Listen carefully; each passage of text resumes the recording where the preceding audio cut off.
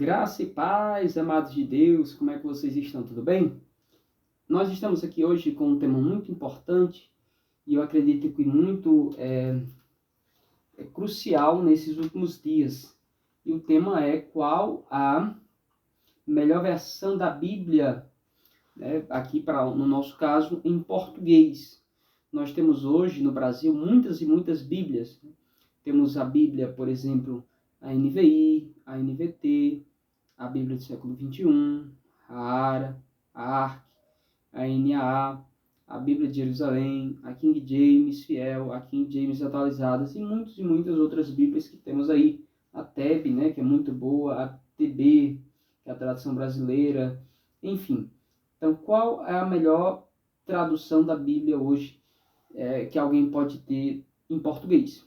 Essa questão é uma questão um tanto complicada de respondermos, por quê? Nem toda versão, ou melhor, nenhuma versão, ela vai exprimir 100% o sentido original do texto sagrado, tá bom? Então, desta forma, nenhuma tradução é 100%. Todas as traduções são passíveis de erros, de imprecisões históricas de algumas palavras. E, às vezes, as pessoas dizem, não, a melhor tradução da Bíblia é aquela que traduz literalmente. Nem sempre. Nós temos aqui um exemplo para vocês, de João 1:1, né, no grego, enarchi en hologos, kai hologos en prostonteon, kai theos en hologos. Ou seja, no princípio era o verbo estava com Deus, o verbo era Deus. Mas veja, essa palavra verbo, na verdade, ela traz no original o logos. E o que seria logos? Segundo Heráclito e outros pensadores da filosofia clássica que viveram ali antes de Cristo e que era o contexto em que os teólogos primitivos viviam, o logos era a completude da divindade, né? Seria uma espécie de conhecimento de Deus completo, total.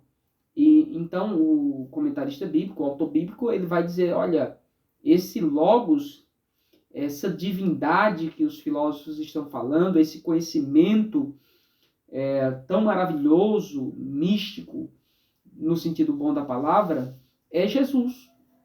Mas veja que logos, qual seria a palavra que poderia ser traduzida para logos no português que desse esse mesmo sentido no texto original? Nenhuma. Nós traduzimos verbo, tem alguma tradução que traz palavra. No princípio era o verbo, no princípio era a palavra, no princípio era o logos. Eu não sei, mas parece que nenhuma dessas palavras consegue exprimir 100% o sentido que João queria nos passar ali naquela passagem, tá bom? Então, qual é a melhor tradução que temos hoje? Nenhuma tradução é 100%. Eu já começo dizendo isso para você. A primeira coisa que você precisa saber, nenhuma tradução é 100%. E eu tenho boas versões aqui. Eu tenho a versão ARA, que é a que eu mais uso, é a minha xodó, versão ARA. Tenho a Bíblia, a tradução do Novo Mundo, das Testemunhas de Jeová, tá bom? Ela foi adulterada e tudo, mas a gente tem que ter para analisar. Eu tenho a ARC, né, que é a corrigida, Bíblia de Estudo Pentecostal, ARC, a corrigida. Tenho a Bíblia King James Fiel, 1611, muito boa essa tradução, uma das melhores traduções. Tenho a tradução da Bíblia de Jerusalém, ó, a melhor tradução em português hoje. Tenho aqui abaixo uma tradução católica antiga, de Figueiredo. Tenho a Almeida Corrigida Fiel, a ACF. E somente, né, por enquanto, tem NA ali também, NAA, Nova Almeida Atualizada.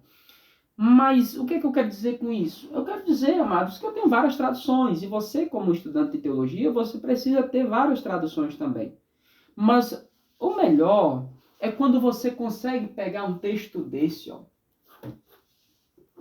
Um texto desse, que é o texto grego. E você lê o texto grego. Porque aqui não tem tradução. você vem para o texto sagrado que Paulo escreveu, que Mateus escreveu, e você vai ler assim como eles escreveram.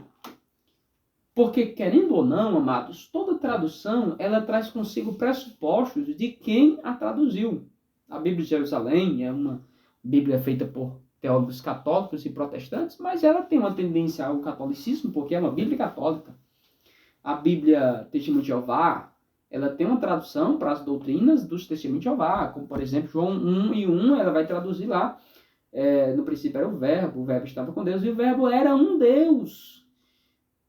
Pegaram o nome, né, o substantivo indefinido, ali não tinha o substantivo definido ali, enarche enólogos, no princípio era o Verbo, e o Verbo estava com Deus, kairologos en proston theon, o Verbo estava junto de Deus, e o Verbo era um Deus, kairologos, né, kaiteos en hologos, ou seja, e Deus era o Verbo. O Verbo não era um Deus, o Verbo era o Deus, completamente definido, não é indefinido, definido, Deus. Então, amados irmãos, então veja que tudo isso foi para demonstrar para você que nenhuma tradução é 100%. Mas acerca das traduções, nós temos algumas opções, né? Nós temos opções textuais, temos opções linguísticas, né? Por exemplo, existem bíblias que elas trazem a questão da equivalência formal. E no caso, a equivalência formal tenta manter o texto-alvo bem próximo da forma hebraica e grega, tanto em relação à palavra quanto em relação à gramática, de modo que possa ser convenientemente entendido na língua-alvo.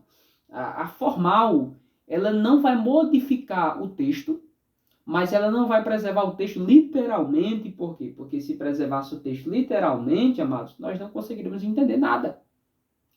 Imagine você, já estamos em João 1:1 mesmo, você lê, em o princípio era o Logos, e o Logos estava com o Deus, e o Logos era Deus, né? Em princípio. Como é que você lê hoje? No princípio era o Verbo. Então, não tem como a gente traduzir sempre literalmente o texto grego ou o texto hebraico, porque senão fica sem sentido, meus amados irmãos. Então, nem sempre a tradução literal é a melhor, a que exprime melhor o texto sagrado. Como, por exemplo, Paulo, certa feita, vai dizer aos amados irmãos assim, ó, amai-vos com todas as vossas tripas. Seria interessante você colocar na sua Bíblia isso? Você lê no culto de doutrina ou no culto de domingo, a igreja lotada, Paulo está nos ensinando a amar a nosso irmão com toda a nossa tripa. Mas por quê? O texto sagrado vai falar sobre isso porque naquele tempo havia um entendimento que os sentimentos estavam na região da barriga, né? Como bem nos diz Augusto de Nicodemo sobre essa questão.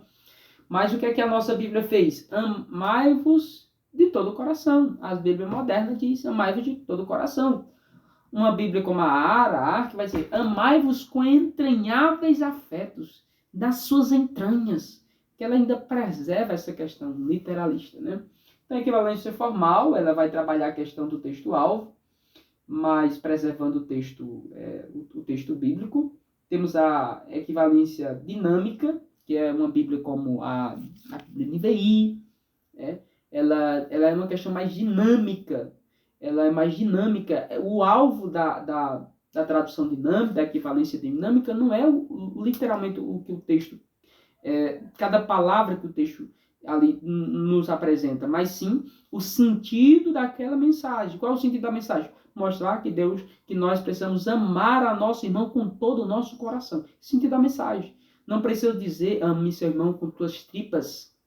NVI trabalha essa questão da equivalência dinâmica. Mas ainda existe também as paráfrases, que é a paráfrase, ela já é uma tradução que ela não se importa muito com a questão do texto, literalmente. É uma Bíblia como a NTLH, entendeu? Que o propósito dessa Bíblia, ela é apenas mostrar a mensagem, somente. As palavras mudam completamente de sentido e basicamente é isso. Meus amados irmãos, então esse pequeno vídeo foi para que a gente pudesse conversar sobre a questão das traduções. Qual a melhor tradução? Você poderia dizer qualquer uma que se aproxima do texto original. Você pode ter uma ARA, uma ARC, um NVI, um NVT, uma NTLH. Você pode ter a Bíblia de Jerusalém, uma Bíblia da Testemunha de Jeová. Pode ter a King James fiel, King James atualizada. Enfim, você pode ter todas essas versões.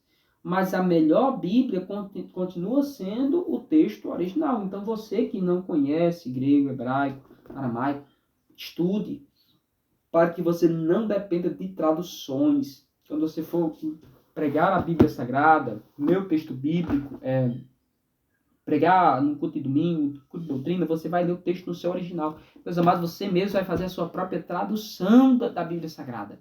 E assim fazendo, com certeza a igreja, o povo de Deus, o rebanho do Senhor será muitíssimo abençoado, tá bom? Então, as traduções são boas? São, mas não se detém em traduções.